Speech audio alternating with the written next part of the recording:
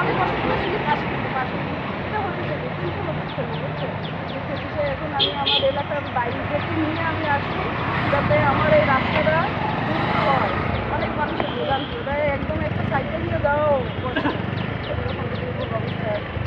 তো আশা করি আপনারা খেয়াল করবেন সবাই যাতে আমার রাস্তাটা। আপনি কত নম্বর ওয়ার্ডের মেম্বার? আমি 1, 2, 3 সংরক্ষিত আসন মোসাম্মদ রেখা বেগম। আমার 1 আর 2 মানে মুসুরিয়া বাদলা ইয়াকে রাস্তাটা হয়েছে। এই 2টা ওয়ার্ডের মানুষেরই অনেক ভোগান্তি। তা আওয়ামী লীগ সরকার থাকতে হইতে পারে না কেন রাস্তা? আমি তো অনেকবার চেষ্টা করছি, আমরা বলছি এটা শুনি খালি পাশ হয়েছে হইব বলতেছে। এখন গাফিলতিটা ছিল কার এটা মনে করেন? কি বলবো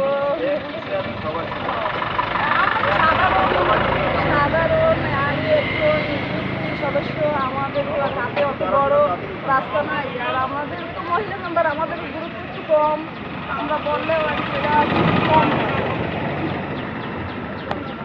এখন রাস্তার এমন দুর্ভোগ যে মানুষ একটাও দেখতে পারতেছে না, সেখানে পাশাখাই করতে হয় এবং কোনো গাড়িতে যদি সুস্থ মানুষ যায় তাহলে তার ঔষধ খাওয়া লাগে আলাদা, এবং যদি কোনো রোগী বহন করা হয় তাহলে তার একটা টেস্ট বেশি করা লাগে। এই অবস্থায় আমরা আছি এবং এই রাস্তা মাদ্রাসা থেকে আলিম মাদ্রাসা পর্যন্ত, ওখান থেকে মনে করেন জালকাঠি পর্যন্ত এটা যোগাযোগের রাস্তা, সেই রাস্তা হবে এবং কর্মসংস্থান বাড়বে।